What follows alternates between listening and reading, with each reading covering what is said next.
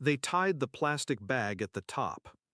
The knot pressed against my cheek, sealing in the stench of rotting food. It was my birthday. Through the thin plastic, I could hear them. My father's voice, low and sharp. She looks better next to garbage. My mother, cold and detached. She's never been human, just noise in a body. And my sister, laughing like it was all a game. Leave her out for the dogs. Their footsteps faded. The lid of the bin slammed shut. Darkness. Silence. Except for my own breathing. Steady, controlled.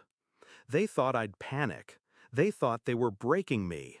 What they didn't know was that this wasn't the first time I'd been in the dark, and I had already been planning for months.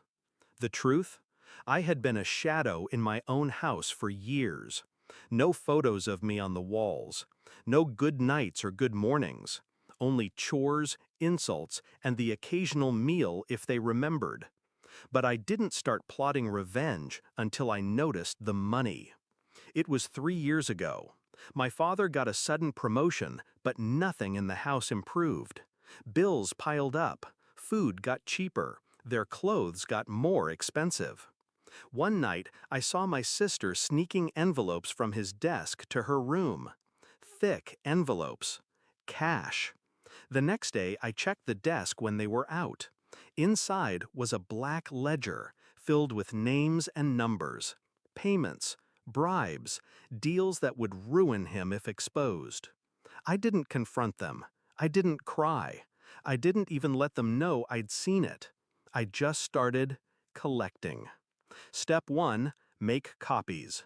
Every page of that ledger, scanned, stored on encrypted drives in 3 separate locations. Hidden under floorboards, in a library book no one would borrow, and in a friend's apartment they didn't know existed. Step 2, track movements. Every business trip, every late-night meeting, every unexplained deposit. I followed from a distance, sometimes in person, sometimes through cameras I installed myself, cheap ones hidden in light fixtures and smoke alarms. Step 3, wait for my moment. I knew one would come, and it came today. When they shoved me into that garbage bag, I didn't resist. I let them feel powerful. I let them think I was helpless. They went back inside, probably laughing over cake. I tore a small hole in the plastic, slipped out, and walked to the alley. I had hidden a change of clothes behind the dumpster weeks ago. Black jeans, hoodie, gloves. In the pocket was my phone, fully charged, already queued with messages. I sent the first wave. Every scan, every recording, every transaction detail, sent to an investigative journalist who had been hungry for dirt on my father. The second wave went to the tax department. The third to every client in his network. Within minutes, his empire began to bleed. By the time I reached the street, I could already hear his voice from the open kitchen window, shouting. Panic. My sister's tone, no longer mocking, but shrill and frantic. The phone ringing over and over. My mother's voice, pleading now. I didn't go in through the front. I went around to the back door, quiet as a shadow. I stepped inside, leaning against the frame like I had all the time in the world. They turned to look at me. No one spoke. I could see the realization in my father's eyes. The ledger, the photos, the recordings. He knew.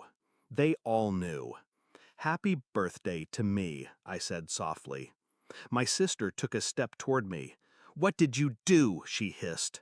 I smiled, slow, deliberate. I just took out the trash. The sirens came fast. Not for me. Never for me. For him. For her. For them. The officers didn't even look my way as they cuffed my father, read my mother her rights, pulled my sister toward the door. Fraud, money laundering, embezzlement, conspiracy. The list was long. I watched from the kitchen table, sipping tea I made in their pot, the same one I'd been forbidden to touch my whole life. When the house was finally quiet, I stood in the center of the living room. The walls looked bare now, the pictures of their perfect faces taken down by the police as evidence. The carpet smelled of old coffee and dust. I felt lighter. They had tried to bury me in the dark, but I had learned to see in it. They wanted me gone. Instead, I erased them. And as I locked the door behind me, I thought, trash doesn't stay on the curb forever. Sometimes it gets collected.